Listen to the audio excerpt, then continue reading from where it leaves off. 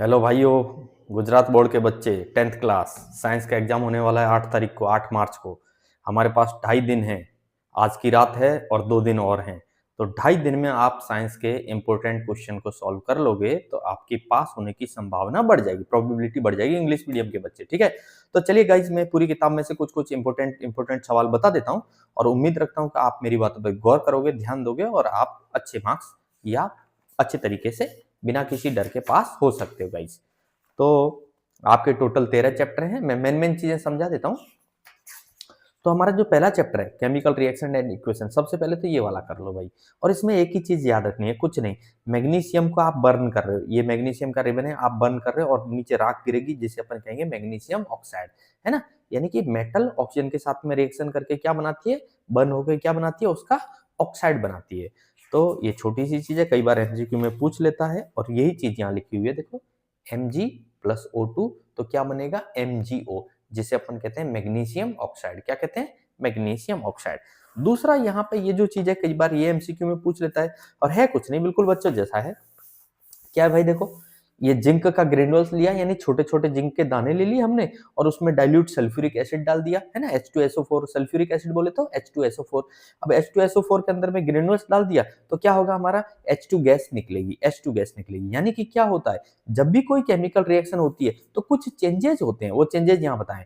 Change in state, change in colour, evolution of gas, या तो gas बनेगी, change in temperature, या तो टेम्परेचर चेंज होगा। तो ये केमिकल रिएक्शन के अंदर में कुछ होने वाली चीजें हैं जो होती हैं। अब केमिकल इक्वेशन जैसे अभी हमने पढ़ा था, मैग्नीशियम और ऑक्सीजन का रिएक्शन होगा तो क्या बनेगा, हमारा मैग्नीशियम ऑक्साइड बनेगा। ये तो होगा, ये तो हो गया। इधर इधर जो एरो एरो इधर है, इसका मतलब ये बनेगा, बनेगा मतलब प्रोडक्ट। और रिएक्शन कौन कौन कर रहा है, उन्हें हम कहते हैं रिएक्टेंट। क्या कहते हैं, रिएक्टेंट। और इसको हम केमिकल फॉर्म में कैसे लिखेंगे, केमिकल इक्वेशन की फॉर्म में Mg+O2 MgO। अब आता है बैलेंस्ड केमिकल इक्वेशन, यानी बैलेंसिंग कैसे करनी है। भैया आपने पढ़ा होगा कि कहीं 2 लगाते हैं, कहीं 3 लगाते हैं, कहीं 4 लगाते हैं, कहीं 5 लगाते हैं, कहीं 6 लगा के हमको बैलेंसिंग करनी होती है। अब जैसे ये देखो Zn+H2SO4, अब Zn ने H2 को रिप्लेस कर दिया तो ZnSO4 और H2, ये तो खुद ही क्या है, बैलेंस्ड है। क्योंकि देखो जिंक एक इधर है, एक ही जिंक इधर है, हाइड्रोजन कितना है 2, इधर भी हाइड्रोजन 2 है। सल्फर कितना है 1, इधर भी सल्फर 1 है। ऑक्सीजन कितना है 4, इधर भी कितना है 4। अगर लेकिन मान लो ऐसी रिएक्शन नहीं है तो फिर हमको हमको क्या करना पड़ता है, कहीं पे 1 लगा के, कहीं पे 2 लगा के, कहीं पे 3, कहीं पे 4, कहीं 5, कहीं 6 वो लगा के हमको क्या करना पड़ता है, उसे बैलेंसिंग करनी पड़ती है। ये बैलेंसिंग आपकी किताब में बताई गई है। आपसे होता है तो अच्छी बात है, नहीं होता है तो कोई बात नहीं। 1 या 2 मार्क्स में बैलेंसिंग पूछता है। एक इक्वेशन 1 मार्क की पूछेगा, 2 पूछी तो 2 मार्क्स की हो जाएगी। ठीक है, तो बहुत ज्यादा नहीं, टफ नहीं है, बहुत आसान सा है। लेकिन अगर आपसे हो जाता है तो ठीक है, नहीं तो कोई बात नहीं।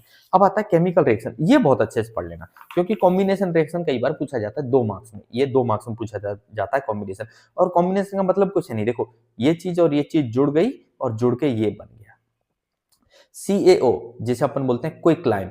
और इसमें मिलाया हमने पानी H2O के साथ में, तो ये बन गया CaOH का होल ट्वाइस, कैल्शियम हाइड्रोक्साइड बना। और साथ में हीट निकली और इसी कैल्शियम हाइड्रोक्साइड को अपन बोलते हैं स्लेक्ड लाइम। क्या बोलते हैं, स्लेक्ड लाइम। जैसे कॉम्बिनेशन यानी जोड़ना, देखो नाम से ही समझ में आ रहा है, कॉम्बिनेशन कंबाइंड हो रहा है, कोई दो चीजें जुड़ रही हैं। जैसे देखो कार्बन और ऑक्सीजन जुड़ गया, जुड़ के क्या बना दिया, कार्बन डाइऑक्साइड बना दिया। जैसे H2 और O2 जुड़ के क्या बना दिया, H2O। तो कोई एक रिएक्शन याद कर लो, बस काम हो गया, है ना, ज्यादा रामायणबाजी नहीं करनी है। अच्छा, कई बार ये रिएक्शन पूछ ली जाती है, रेस्पिरेशन। तो अब रेस्पिरेशन क्या होता है, देखो ये कहां हो रही होती है भाई, कहां हो रही होती है, देखिए समझ लो। C6H12O6, इसने ऑक्सीजन के साथ में रिएक्शन किया, कार्बन डाइऑक्साइड बनी, वाटर बना, और कहा क्या बना भाई, क्या बना, एनर्जी बनी। क्या बनी, एनर्जी। तो ये जो चीज है ये हमारी आती है रेस्पिरेशन में, the process of which you will study in chapter 6। और इसके बारे में हम आगे कहां पढ़ेंगे, आगे हम पढ़ेंगे चैप्टर नंबर 6 में। लेकिन ये हल्का सा आपको याद होना चाहिए। फिर एक टर्म आती है एक्सोथर्मिक रिएक्शन। देखो एक्सोथर्मिक रिएक्शन, अब एक्सोथर्मिक क्या होता है, देखो the decomposition of vegetable matter into compost is also an example of an exothermic reaction.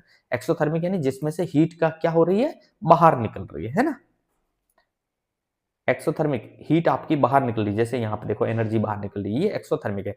और एंडोथर्मिक किसे कहेंगे, जो हीट को क्या कर रहा है, एब्जॉर्व कर रहा है। हीट को क्या कर रहा है, एब्जॉर्व, वो एंडोथर्मिक। और ये रिएक्शन कैसी है हमारी, एक्सोथर्मिक है। ठीक है, चलिए फिर एक आता है डीकम्पोजिशन रिएक्शन। अब डीकम्पोजिशन क्या होता है भाई? डीकम्पोजिशन का मतलब होता है टूटना, डीकम्पोज यानी टूटना। देखो कैसे, FeSO4 है, अब देखो इसको गर्म किया आपने, ये दो भागों में टूट गया, तीन भागों में टूट गया। देखो Fe2O3 बना, SO2 बना, SO3 बना, ये सल्फर डाइऑक्साइड, ये भैया सल्फर ट्राइऑक्साइड, और ये है फेरस सल्फेट। FeSO4 क्या है?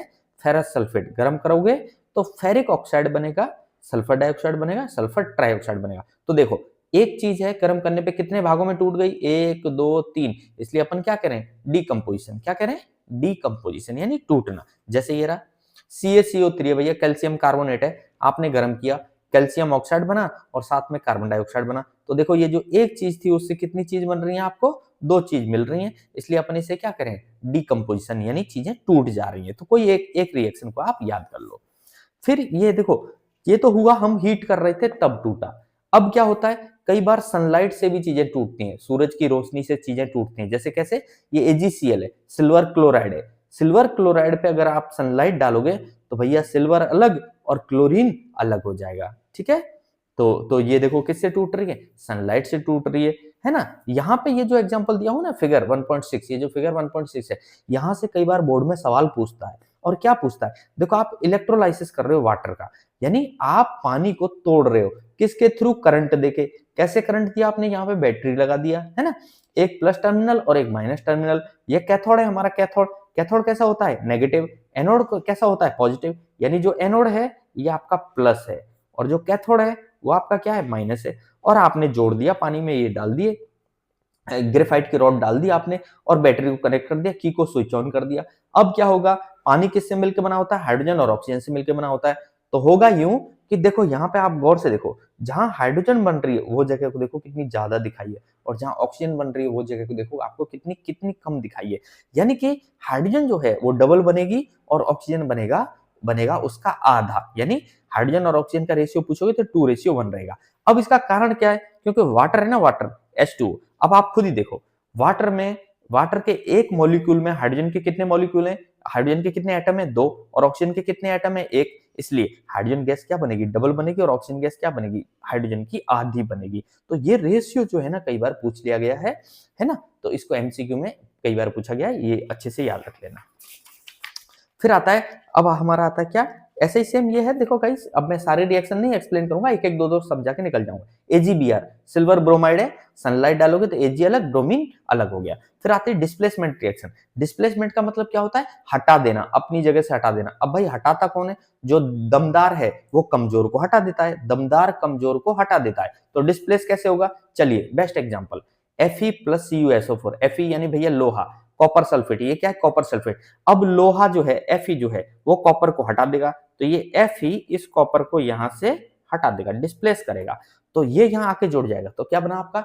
FeSO4, और ये जो कॉपर था वो क्या हो गया? अलग हो गया। ये FeSO4 को हम क्या कहते हैं? Iron sulphate. क्या कहते हैं? Iron sulphate. तो इसलिए हम इसे कहते हैं डिस्प्लेसमेंट। डिस्प्लेसमेंट यानी किसी एक ने दूसरे को वहां से हटा दिया अपनी दम के आधार पे, है ना। चलिए ये दम क्या होती है ये हम बाद में समझेंगे, लेकिन अभी के लिए इतना समझ लो, Fe ने कॉपर को हटा दिया, बस ये हुआ हमारा डिस्प्लेसमेंट। अरे भाई वो पढ़ा है ना, जिसकी लाठी उसकी भैंस, बस वही वाली बात है। Double displacement reaction. तो डबल डिस्प्लेसमेंट क्या होता है? देखो भैया, अब डबल डिस्प्लेसमेंट को समझो। यहाँ है Na2SO4 और यहाँ है BaCl2। अब क्या होगा? देखो Na यहाँ पे क्या है? पॉजिटिव है, Na प्लस पॉजिटिव, और SO4 क्या? SO4 के ऊपर क्या लगता है? माइनस लगता है। Ba के ऊपर क्या लगेगा? पॉजिटिव। Cl के ऊपर क्या लगेगा? माइनस। अब होगा क्या? देखो पहले वाले का पॉजिटिव जो है ये प्लस, और दूसरे वाले के किससे जुड़ना चाहिए? दूसरे वाले के नेगेटिव से जुड़ेगा, और दूसरे वाले का जो पॉजिटिव है वो पहले वाले के नेगेटिव से जुड़ेगा, है ना। तो डबल डिस्प्लेसमेंट क्यों कह रहे हैं? क्योंकि देखो यहां से Na हटा, यहां से Na हटा, तो यहाँ क्या आ गया? Ba आ गया, है कि नहीं। तो ये यहां गया, ये यहां गया, या तो ऐसे कह लो भाई ये एक फैमिली है, ये एक फैमिली है, इसका यहां से ब्रेकअप हुआ, इसका यहां से ब्रेकअप हुआ, और दोनों ने नया पेयरिंग कर लिया, हस्बैंड वाइफ नए बन गए। तो देखो ये Ba यहाँ आएगा तो BaSO4 बनेगा, और Na यहाँ आया तो NaCl बन जाएगा। इसलिए हम इसे क्या करें? डबल डिस्प्लेसमेंट कह रहे हैं। ठीक है, चलिए एक एग्जांपल याद रख लो, बस बहुत है, काफी है, आप लिख के आ सको, समझा के आ सको। फिर आता है हमारा ऑक्सीडेशन एंड रिडक्शन। अब ऑक्सीडेशन किसे कहते हैं भाई? समझना पड़ेगा आपको। देखो किसी चीज में ऑक्सीजन जुड़ जाए, देखो oxygen is added, oxygen is added, oxygen add हो रही है तो अपन उससे क्या करें, ऑक्सीडेशन कह रहे हैं। देखो Cu है, उसमें ऑक्सीजन जुड़ी, क्या बना, CuO बना, तो इसका मतलब क्या हुआ, उसका ऑक्सीडेशन हो गया, है ना। देखो CuO है, उसमें हाइड्रोजन के साथ रिएक्शन हुई, उसे अपन ने गर्म किया, क्या हुआ, कॉपर अलग H2O अलग, है ना। तो अब देखो यहाँ पे देखो, ऑक्सीडेशन यहाँ हो रहा है तो साथ में यहाँ पे क्या हो रहा है, रिडक्शन हो रहा है, जिसे अपन कहते हैं रेडॉक्स रिएक्शन। क्या कहते हैं, रेडॉक्स। ये आप जब जाओगे ना 11th की केमिस्ट्री और 12th की केमिस्ट्री में, तो रेडॉक्स रिएक्शन वहां पे एक अलग से ही चैप्टर है। खैर फिलहाल के लिए समझ लो कि CuO है, इसमें अभी यहाँ देखो ऑक्सीजन दिखाई दे रहा है और ये ऐसा बन गया, Cu बन गया, इसमें से ऑक्सीजन निकल गया, तो इसे अपन क्या कह रहे हैं, रिडक्शन, क्योंकि ऑक्सीजन निकल गई मतलब रिड्यूस हो गई, तो यहाँ ये रिडक्शन हो रहा है। अब यहाँ सिर्फ हाइड्रोजन था और यहाँ देखोगे तो इसके साथ में ऑक्सीजन आ गई, यानी ऑक्सीजन जुड़ गई, यहाँ जो हाइड्रोजन था उसके साथ में ऑक्सीजन जुड़ गई, तो इसे अपन क्या करें, ऑक्सीडेशन करें। ठीक है, चलिए अब आप ऐसे पकड़ सकते हो, ZnO है, यहाँ C है, तो ZnO से Zn बन रहा है, क्या हो रहा है, ऑक्सीडेशन हो रहा है कि रिडक्शन हो रहा है, भाई ZnO से Zn बन रहा है तो ये क्या हो रहा है, ZnO से Zn बन रहा है तो ये रिडक्शन हो रहा है। और यहाँ पे कार्बन अकेला था और यहाँ CO बन गया, कार्बन मोनोऑक्साइड बना, तो कार्बन के साथ में ऑक्सीजन जुड़ रही है, यहाँ देखो कार्बन से क्या बन रहा है, कार्बन मोनोऑक्साइड CO बन रहा है, तो कार्बन का क्या हो रहा है, ऑक्सीडेशन हो रहा है, क्या हो रहा है, ऑक्सीडेशन। तो हम इस तरीके से पकड़ सकते हैं, कई बार ये पूछ लेता है MCQ में कि बताओ कहाँ ऑक्सीडेशन हो रहा है या कहाँ रिडक्शन हो रहा है। अब देखो कोरोजन, कितना आसान सा मामला है, पूछ लेता है 2 मार्क्स में, पूछ लेता है रेंसिडिटी 2 मार्क्स में पूछ लेता है, कोरोजन रेंसिडिटी 2 मार्क्स में। अरे भाई कोरोजन का मतलब क्या है, जितने भी आपकी लोहे वोहे की चीजें हैं उन पर जो जंग लग जाती है ना, जंग लग जाती है, डैमेज हो जाती है कार की बॉडी, है ना, आयरन की रेलिंग है, शिप्स है हमारे, कार की बॉडीज है हमारे, ब्रिज है हमारे, मेटल का कोई भी पीस है हमारा, तो उसके ऊपर जंग नहीं लग जाती, बस दैट इज कोरोजन। और रेंसिडिटी क्या होता है भैया, रुको रुको रुको, ये रहा, when fats and oils are oxidized, यानी जब तेल है या फैटी चीजें हैं उनका ऑक्सीडेशन हो जाए। मान लो आपने कोई सब्जी बनाई, मटर पनीर की सब्जी बनाई और बढ़िया सा तेल डाला, घी डाला, पता नहीं क्या क्या डाला, और उसको 3-4 दिन 2 दिन आपने 1 दिन छोड़ दिया, ऐसे ही छोड़ दिया, तो क्या होगा गाइस आप देखोगे कि उसकी स्मेल चेंज हो जाती है और उसका टेस्ट चेंज हो जाता है ना, वो बासी हो जाता है, अपनी देसी भाषा में क्या बोलते हैं, बासी।